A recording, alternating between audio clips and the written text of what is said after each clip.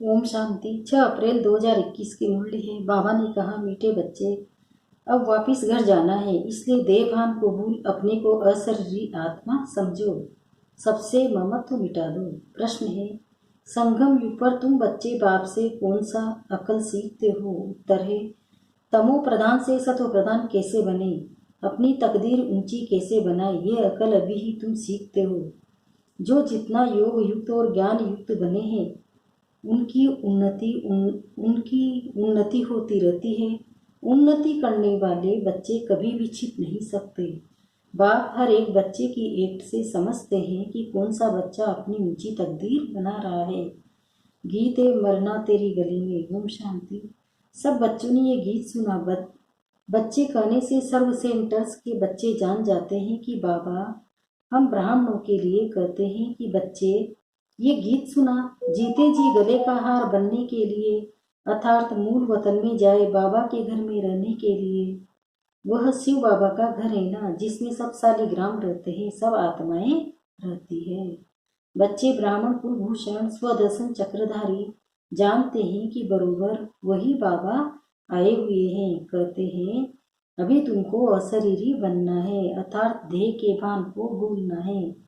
यह पुरानी दुनिया तो मिट जाएगी, इस शरीर को तो छोड़ना है, अर्थात सबको छोड़ना है, क्योंकि ये दुनिया ही खत्म होनी है।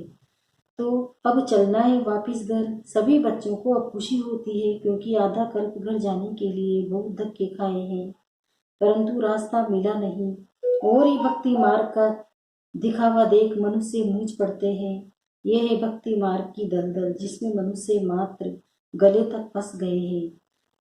अब बच्चे कहते हैं, बाबा हम पुरानी दुनिया पुराने शरीर को भूलते हैं, अब आपके साथ अशरीरी बनकर चलेंगे। सबकी बुद्धि में है, परम पिता परमात्मा परम धाम से आए हैं हमको ले जाने के लिए। सिर्फ कहते हैं, तुम पवित्र वन हमको याद करो, जीते जी मरना है। तुम जानते हो वहाँ घर में आत्माएं रहती हैं, सो भी आत्मा तो बिंदी है। निराकारी दुनिया में सब आत्माएं चली जाएगी। जितने मनुष्य हैं उतनी आत्माएं वहाँ होगी। आत्माएं उस महतत्व की कितनी जगह लेती है। शरीर तो इतना बड़ा है, कितनी स्पेस लेता है, बाकी आत्मा को अपनी जगह चाहिए। हम आत्माएं कितनी छोटी जगह लेंगी, बहुत थोड़ी। बच्चों को ये सब बातें बाप द्वारा सुनने का सौभाग्य अभी मिलता है। बाप ही बतलाते हैं कि तुम नंगे बिना शरीर के आए थे, फिर शरीर धारण कर पाठ बजाया, अब फिर जीते जी मरना है, सबको भूलना है। बाप आकर मरना सिखलाते हैं, कहते हैं अपने बाप को अपने घर को याद करो, खूब पुरुषार्थ करो। योग में रहने से पाप नाश होंगे, फिर आत्मा तमो प्रधान से सतो प्रधान बन जाएगी। इसलिए बाप राय देते हैं, कल पहले भी कहा था कि देह के सब संबंध छोड़ मामिकम याद करो। सबका एक बाप तो वह है ना। तुम प्रजापिता ब्रह्मा के मुख वंशावली बच्चे हो, जो ज्ञान पाते रहते हो। शिव के बच्चे तो हो ही, ये तो सबको निश्चय है। हम भगवान के बच्चे हैं, परंतु उनके नाम रूप देश काल को भूलने के कारण भगवान से किसी का भी इतना डर नहीं रहता, किसी को दोष नहीं देते। ये भी ड्रामा में ढूंढ है। बाप समझाते हैं कि तुम आत्मा कितनी छोटी बिंदी हो, उसमें 84 जन्मों का पाठ मूंधा हुआ है। कितना वंडर है, आत्मा कैसे शरीर लेकर पाठ बजाती है। अभी तुमको बेहद के पाठ का पता पड़ा है। ये ज्ञान और कोई को नहीं। तुम भी दे अभिमानी थे, अभी कितना पलटा खाया है, वह भी हर एक की तकदीर पर है। कल्प पहले वाली तकदीर का अब साक्षात्कार हो रहा है। दुनिया में कितने ढेर मनुष्य हैं, हर एक की अपनी तकदीर है। जैसा जैसा जिसने कर्म किया है उस अनुसार दुखी दुखी सुखी साहूकार गरीब बनते हैं। बनती आत्माएं, आत्मा कैसे सुख में आती है फिर दुख में आती है, ये बाप बेट समझाते हैं। तमो प्रधान से सतो प्रधान बनने का अकल बाप ही सिखलाते हैं। कल पहले मुआफिक, जितना जिसने अकल पाया है उतना ही अब पा रहे हैं। पिछाड़ी तक हर एक की तकदीर को समझ जाएंगे, फिर कहेंगे कल्प कल्प ऐसे ही हर एक की तकदीर रहेगी। जो अच्छा योग युक्त ज्ञान युक्त होगा वो सर्विस भी करता रहेगा, पढ़ाई में सदैव उन्नति होती रहेगी। कोई बच्चे जल्दी उन्नति को पा लेते हैं, कोई बहुत माथा खपाते हैं। यहाँ भी ऐसे ही है, कल पहले मुआफिक जो जो उन्नति करते हैं वो छिपे नहीं रह सकते। बाप तो जानते हैं ना, सबका क्वेश्चन शिव बाबा से है, ये भी बच्चों के एक देखते समझ जाते हैं तो वह भी देखते हैं। इनसे भर कोई छिपाए, परंतु शिव बाबा से तो छिपा नहीं सकेंगे। भक्ति मार्ग में भी परमात्मा से नहीं छिप सकते तो ज्ञान मार्ग में कैसे छिपा सकते हैं। बाप समझाते रहते हैं, पढ़ाई तो बहुत सहज है, कर्म भी करना है, रहना भी मित्र संबंधियों के पास पुरानी दुनिया में है। वहाँ रहकर मेहनत करनी है, यहाँ रहकर पुरुषार्थ करने वालों से वहाँ घर में रह पुरुषार्थ करने वाले तीखे हो जाते हैं। अगर ऐसी लगन है तो शास्त्रों में अर्जुन और भील का मिसाल है ना। बल भील बाहर का रहने वाला था, लेकिन अभ्यास से वह अर्जुन से भी तीर चलाने में होशियार हो गया। तो ग्रस्त व्यवहार में रह कमल फूल समान रहना है, ये भी तुम मिसाल देखेंगे। ग्रस्त व्यवहार में रह बिल्कुल अच्छी सर्विस कर सकते हैं, वह जिस्मानी वृद्धि को पाते रहेंगे। यहाँ रहने वालों को भी माया छोड़ती नहीं है। ऐसे नहीं कि बाबा के पास आने से छूट जाते हैं, नहीं, हर एक का अपना अपना पुरुषार्थ है। ग्रस्त व्यवहार में रहने वाले यहाँ रहने वाले से अच्छा पुरुषार्थ कर सकते हैं, बहुत अच्छी बहादुरी दिखा सकते हैं। उनको ही महावीर कहा जाता है, जो ग्रस्त व्यवहार में रहकर कमल फूल समान बनकर दिखाए। कहेंगे कि बाबा आपने तो छोड़ा है, बाबा कहते हैं हमने कहाँ छोड़ा है, मुझे ही छोड़कर गए हैं। बाबा तो किसी को भी छोड़ नहीं आए, घर में और ही बच्चे आ गए। बाकी कन्याओं के लिए तो बाबा कहते हैं कि तुम ये ईश्वरी सर्विस करो। ये भी बाबा है, वो भी बाबा है। कुमार भी बहुत आए लेकिन चल न सके, कन्याएं फिर भी अच्छी है। कन्या 100 ब्राह्मणों से उत्तम गिनी जाती है, तो कन्या वो जो 21 कुल का उद्धार करे, ज्ञान के बाण मारे। बाकी जो ग्रस्त में रहते हैं वह भी बीके ठहरे, आगे चल उन्हों का भी बंधन खलास हो जाएगा। सर्विस तो करनी है ना।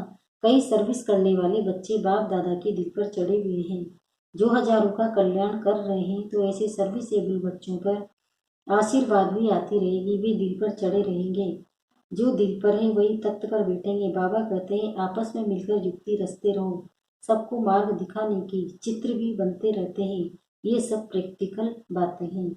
अभी तुम समझते हो कि परमपिता परमात्मा निराकार है, वो भी भिंडी, परंतु वो नॉलेजफुल पतित पावन है। आत्मा भी भिंडी, बच्चा फिर भी छोटा होता है। बाप और बच्चे में फर्क तो होता है ना। आजकल तो 15-16 वर्ष वाले भी बाप बन जाते हैं, तो भी बच्चा उससे छोटा ही ठहरा ना। वहाँ वंडर देखो, बाप भी आत्मा, बच्चा भी आत्मा, वह है सुप्रीम आत्मा, नॉलेजफुल। बाकी सब अपनी पढ़ाई अनुसार नीच व ऊंच पद पाते हैं, सारा मदार पढ़ाई पर है। अच्छा माँ, कर्म करने से ऊंच पद पा लेते हैं। अभी तुम बच्चों को सृष्टि के आदि मध्य अंत का ज्ञान है। स्वर्ग में सिर्फ भारती था और कोई खंड नहीं था, तो छोटी न्यू इंडिया में अपना स्वर्ग दिखाए। जैसे द्वारिका नाम नहीं, लक्ष्मी नारायण की डिनास्टी का राज्य लिखना चाहिए। बुद्धि भी कहती है सत्य में पहले डीटी डिनास्टी का राज्य होगा, उनके गांव होंगे, छोटे छोटे इलाके होंगे। ये भी विचार सागर मंथन करना है। साथ साथ शिव बाबा से बुद्धि का योग भी लगाना है। हम याद से ही बादशाही लेते हैं, याद से ही कट उतरनी है, इसमें ही सारी मेहनत है। कईयों की बुद्धि बाहर में धक्का खाती रहती है, यहाँ बैठे भी सारा समय याद में नहीं रह सकते हैं, बुद्धि और तरफ चली जाएगी। भक्ति मार्ग में भी ऐसे होता है, श्री कृष्ण की भक्ति करते करते बुद्धि और तरफ चली जाती है। नोदा भक्ति वाले दीवार के लिए बहुत मेहनत करते हैं, कितने घंटे बैठ जाते हैं कि कृष्ण के सिवाय और कोई याद न आए। बहुत मेहनत है इसमें। 8 की और फिर 16,108 की माला होती है, वो तो लाखों की माला भी दिखाते हैं, लेकिन ज्ञान मार्ग की माला बहुत कीमती है। भक्ति मार्ग की सस्ती है क्योंकि इसमें रूहानी मेहनत है। कृष्ण को देख खुश हो डांस करते हैं। भक्ति और ज्ञान में रात दिन का फर्क है। तुम्हें यह नहीं समझाया जाता है कि कृष्ण को याद करने से कट निकलेगी, यहाँ तो समझाया जाता है कि जितना बाप को याद करेंगे उतना पाप नाश होंगे। तुम बच्चे भी योग बल से विश्व के मालिक बनते हो, ये किसी को स्वप्न में भी ख्याल नहीं होगा। लक्ष्मी नारायण ने कोई लड़ाई आदि नहीं की है, विश्व के मालिक फिर कैसे बने ये तो तुम बच्चे ही जानते हो। बाप कहते हैं योग बल से तुमको राजाई मिलेगी, परंतु तकदीर में नहीं है तो तदबीर भी नहीं करते, सरल फेबुल बनते नहीं हैं। बाबा तो डायरेक्शन देते रहते हैं कि ऐसे ऐसे प्रदर्शनी करो, कम से कम 150-200 प्रदर्शनियाँ एक दिन में हो जाए। गांव गांव में चक्र लगाओ, जितने सेंटर्स उतनी प्रदर्शनियाँ, एक एक सेंटर पर प्रदर्शनी होने से समझाने में सहज हो जाएगा। सेंटर भी दिन प्रतिदिन बड़े होते जाएंगे, जो चित्र आदि भी रख सके। चित्रों की भी इन्वेशन निकलती रहती है। बेकुल का चित्र खूबसूरत मर्दों आदि के भारत का बनाना चाहिए। आगे चल समझाने के लिए अच्छे अच्छे चित्र निकलते जाएंगे। वानप्रस्थ अवस्था वाले घूमते फिरते भी सर्विस करते रहते रहे। जिनका भाग्य उदय होगा वो निकलेंगे। कई बच्चे कुकर्म कर अपनी आबरू गंवाते हैं तो यज्ञ की इज्जत गंवाते हैं। जैसी चलन वैसा पद, तो बहुतों को सुख देते हैं, उनका तो नाम गाया जाता है ना। अभी सर्वगुणों में सब पंथ तो नहीं बने हो ना। कोई कोई बड़ी अच्छी सर्विस कर रहे हैं। ऐसे ऐसे के नाम सुन बाबा खुश होते हैं। सर्विस एबल बच्चों को देख बाबा खुश होगा ना। अच्छी सर्विस में मेहनत करते रहते हैं, सेंटर्स भी खोलते रहते हैं, जिससे हजारों का कल्याण होना है। उनके द्वारा फिर बहुत निकलते जाएंगे। संपूर्ण तो कोई बना है, भूले भी कुछ न कुछ हो जाती है, माया छोड़ती नहीं है। जितनी सर्विस कर अपनी उन्नति करेंगे उतना ही दिल पर चढ़ेंगे, उतना ही ऊंच पद पाएंगे। फिर कल पर पैसा ही पद होगा। शिव बाबा से तो कोई छिपा नहीं सकता। अंत में हर एक को अपने कर्मों का साक्षात्कार तो होता है। फिर क्या कर सकेंगे, जार जार होना पड़ेगा। इसलिए बाबा समझाते रहते कि ऐसा कोई भी कर्म नहीं करो जो अंत में सजा के भागी बनो। पश्चाताप करना पड़े। परंतु कितना भी समझाओ, तकदीर में नहीं है तो तदबीर करते ही नहीं है। आजकल के मनुष्य तो बाप को जानते नहीं, भगवान को याद करते हैं लेकिन जानते नहीं, उनका कहना नहीं मानते। अभी उस बेहद के बाप से तुम्हें सतयुगीश्वर राज्य का वर्षा मिलता है सेकंड में। शिव बाबा का नाम तो सभी पसंद करते हैं ना। बच्चे जानते हैं कि उस बेहद के बाप से ईश्वर का वर्षा मिल रहा है। अच्छा, मीठे मीठे सिकलते बच्चों प्रति माता पिता बाप दादा का याद प्यार और गुड मॉर्निंग। रूहानी बाप की रूहानी बच्चों को नमस्ते। हम रूहानी बच्चों की भी रूहानी माता पिता बाप दादा को याद प्यार गुड मॉर्निंग। नमस्ते नमस्ते नमस्ते। शुक्रिया बाबा, शुक्रिया आपका कदम कदम शुक्रिया। गाड़ के लिए मुख्य सारे बनाए। अपनी चलन से बाप का व यज्ञ का नाम बाला करना है। ऐसा कोई कर्म न हो जो बाप की इज्जत जाए। सर्विस से अपना भाग्य आप ही बनाना है। दूसरा, बाप समान कल्याणकारी बन सर्व की आशीर्वाद ले आगे नंबर लेना है।